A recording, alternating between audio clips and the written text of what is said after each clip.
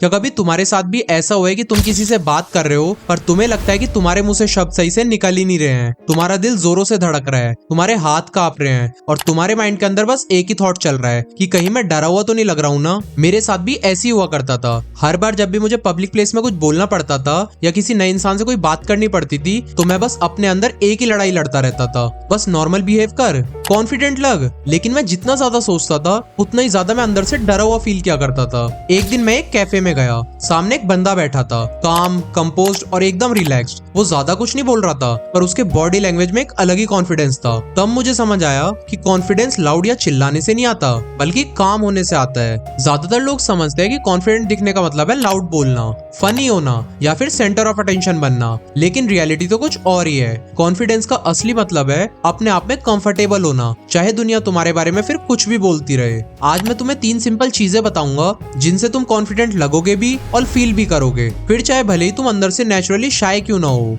Point number 1, breathe and slow down. Shy लोगों की सबसे बड़ी प्रॉब्लम होती है कि जब भी वो नर्वस होते हैं वो फास्ट बोलने लगते हैं, जल्दी रिएक्ट करते हैं और अपनी एनर्जी को कंट्रोल ही नहीं कर पाते हैं। लेकिन क्या रियल कॉन्फिडेंस देखा है कभी तुमने? कॉन्फिडेंट लोग स्लो होते हैं, उनका टोन काम होता है, उनके हर एक्शन पर उनका एक कंट्रोल होता है। नेक्स्ट टाइम जब तुम किसी से बात कर रहे हो तो बस एक काम करना, अपनी बोलने की स्पीड को थोड़ा स्लो रखना, अपनी सांसों को थोड़ा डीप लेना, बीच बीच में पॉजेस लेना और आंखों से कनेक्शन बनाए रखना। जब तुम ये करोगे तो तुम नोटिस करोगे कि तुम ज्यादा कॉन्फिडेंट लग रहे हो, फिर चाहे अंदर से तुम थोड़ा नर्वस भी क्यों ना हो। पॉइंट नंबर 2, अपनी बॉडी को कॉन्फिडेंट बना दो। मुझे याद है जब मैं स्कूल में था तो मैं हमेशा झुक के चलता था, कभी किसी ने भी मेरे से बहुत ज्यादा बात ही नहीं की। एक टाइम तो ऐसा आया था जब मुझे अंदर से ये लगने लगा था कि काश लोग मुझे नोटिस ही करना बंद कर दें। बाद में मुझे समझ आया कि लोग मुझे बॉडी लैंग्वेज की वजह से इग्नोर करते थे। फिर एक दिन मैंने डिसाइड किया कि मैं बस सीधा खड़ा रहूंगा, शोल्डर्स थोड़ा ओपन रखूंगा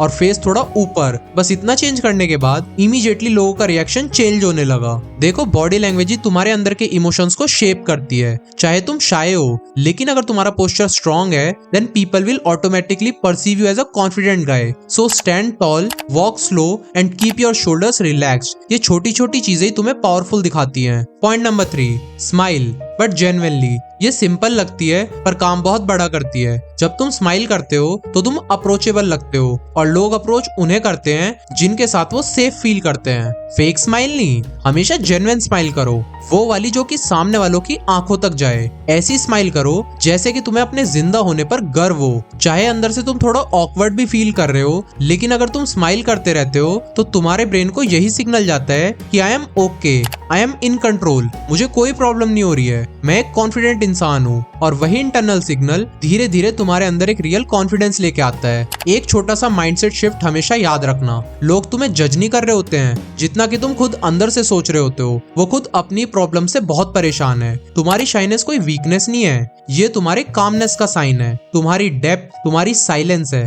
और यही तुम्हारा स्टाइल बन सकती है अगर तुम इसे पॉजिटिवली देखो तो। सो नेक्स्ट टाइम जब तुम किसी रूम में एंटर करो, अपने आप से ये मत कहना मैं कॉन्फिडेंट लगता हूँ या फिर नहीं, बस सोचना मैं काम हूँ, मैं इन कंट्रोल हूँ। बस ये सोचने की एनर्जी सब कुछ बदल के रख देगी। कॉन्फिडेंस कोई सीखने की चीज नहीं है, ये एक्सेप्ट करने की चीज है। जब तुम अपनी शाइनेस से लड़ाई करना बंद कर दोगे तब तुम नेचुरली कॉन्फिडेंट लगने लगोगे। तो चाहे तुम शाय हो, ओवरथिंकर हो या इंट्रोवर्ट हो, हमेशा याद रखना कॉन्फिडेंस चिल्लाने से नहीं बल्कि प्रेजेंस से आता है।